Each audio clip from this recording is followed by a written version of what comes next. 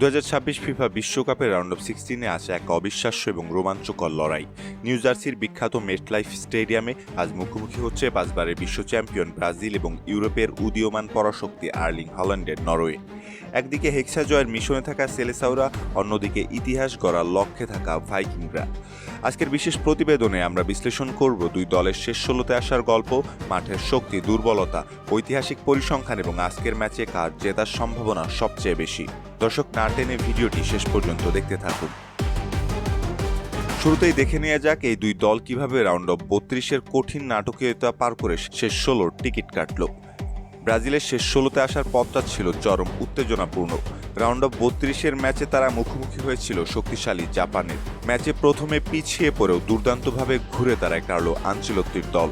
ম্যাচের একেবারে শেষ মুহূর্তে অর্থাৎ 95 মিনিটে গ্যাব্রিয়েল মার্টিনেল্লির করা এক জাদুকরী গোলে জাপানকে 2-1 ব্যবধানে বিদায় করে নকআউটের এই মূল মঞ্চে পা রাখে ব্রাজিল। অন্যদিকে নরওয়ের গল্পটাও ছিল একই রকম রোমাঞ্চে ঠাসা। রাউন্ড অফ 32-এ আইভরি কোস্টের বিরুদ্ধে 1-1 গোলে ম্যাচ যখন টাই ব্রেকারের দিকে যাচ্ছিল, ঠিক তখন ওই দৃশ্যপটে হাজির হন গোল মেশিন আর্লিং হল্যান্ড। একদম শেষ মুহূর্তের গোলে আইভরি কোস্টকে 2-1 ব্যবধানে হারিয়ে 1998 সালের পর প্রথমবারের মতো বিশ্বকাপের শেষ 16তে জায়গা করে নেয় নরওয়েজিয়ানরা। দর্শক, এবার আসা যাক শক্তির বিচারে। মাঠের শক্তিতে কোন দল এগিয়ে? ব্রাজিলের সবচেয়ে বড় শক্তি তাদের বিধ্বংসী আক্রমণ ভাগ এবং নেইমারের প্রত্যাবর্তন। কোচ কার্লো আনচেলত্তি নিশ্চিত করেছেন যে নেইমার এখন সম্পূর্ণ ফিট এবং পুরো 90 মিনিট খেলার জন্য প্রস্তুত। তার সাথে দারুণ ফর্মে থাকা ভিনিসিয়াস জুনিয়র, যিনি ইতিমধ্যে 3টি গোল ও 1টি অ্যাসিস্ট করেছেন। এছাড়া ব্রাজিলের উইঙ্গাররাও দুর্দান্ত, যে কোনো রক্ষণভাগকে গুড়িয়ে দিতে পারে তারা। নরওয়ের মূল শক্তি হলো তাদের আক্রমণের ধার এবং আর্লিং হল্যান্ড ও মার্টিন ওডেগার্ডের জুটি। হল্যান্ড এই বিশ্বকাপে মাত্র 3 ম্যাচ থেকে 5টি গোল করেছেন। গোল্ডেন বুটের দৌড়ে আছেন এগিয়ে। ওডেগার্ডের চমৎকার পাসিং এবং সেট পিস থেকে নরওয়ের ফিজিক্যাল ফুটবল এবং এরিয়াল বল খেলার ক্ষমতা ব্রাজিলের জন্য চরম বিপদ তৈরি করতে পারে। তবে মাঠের লড়াইয়ে দুই দলেরই কিছু দুর্বল জায়গা চিন্তায় রাখছে কোচদের। ব্রাজিলের মূল সমস্যা তাদের মিডফিল্ডের গতি এবং চোট সমস্যা।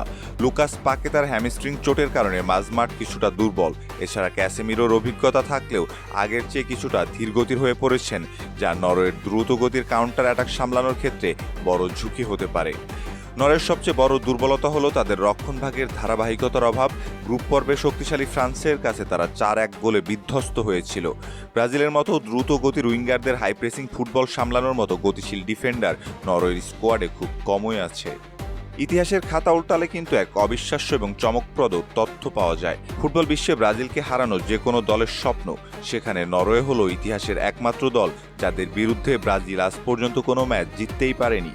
অতীতে দুই দলের 4 বারের দেখায় নরওয়ে জিতেছে 2টিতে এবং বাকি 2টি ম্যাচ ড্র হয়েছে। এমনকি 1998 সালের বিশ্বকাপে গ্রুপ পর্বে নরওয়ে 2-1 ব্যবধানে ব্রাজিলকে হারিয়েছিল। ফলে মনস্তাত্ত্বিক দিক থেকে এক অদ্ভুত আত্মবিশ্বাস নিয়ে মাঠে নামবে হল্যান্ডের নরওয়ে। তাহলে মেটলাইফ স্টেডিয়ামে এই ম্যাচটা শেষ পর্যন্ত কারা জিততে যাচ্ছে? অতীতের পরিসংখ্যান নরওয়ের পক্ষে থাকলেও বর্তমানে স্কোয়াডের গভীরতা ও শক্তির বিচারে ব্রাজিল এই ম্যাচে ফেভারিট হিসেবেই মাঠে নামবে। অপটা সুপার কম্পিউটারের প্রেডিকশন অনুযায়ী নির্ধারিত 90 মিনিটে ব্রাজিলের জেতার সম্ভাবনা 53.6%, যেখানে নরওয়ের জেতার সম্ভাবনা 22.4%। এছাড়া জ্যোতিষী টিয়া খালিসির মতে হল্যান্ড হয়তো ব্রাজিলের জালে গোল জড়াতে সফল হবেন, কিন্তু নেইমার ভিনিসিয়াসদের সম্মিলিত আক্রমণের সামনে নরওয়ের ডিফেন্স ধরে রাখা কঠিন হবে। নির্ধারিত 90 মিনিট শেষে ব্রাজিল 2-1 ব্যবধানে নরওয়েকে হারিয়ে কোয়ার্টার ফাইনালের টিকিট নিশ্চিত করবে। তবে দর্শক, ফুটবল অনিশ্চয়তার খেলা, যেখানে হল্যান্ড একাই ম্যাচের মোড় ঘুরিয়ে দিতে পারেন। আপনার কি মনে হয়, ব্রাজিল কি তাদের নরওয়ের দুঃস্বপ্ন ভাঙতে পারবে, নাকি ভাইকিংদের অপরাজিত রেকর্ড অক্ষুণ্ণ থাকবে? আপনার মতামত কমেন্ট বক্সে অবশ্যই জানান। ভিডিওটি ভালো লাগলে লাইক, কমেন্ট ও শেয়ার করতে ভুলবেন না। ধন্যবাদ।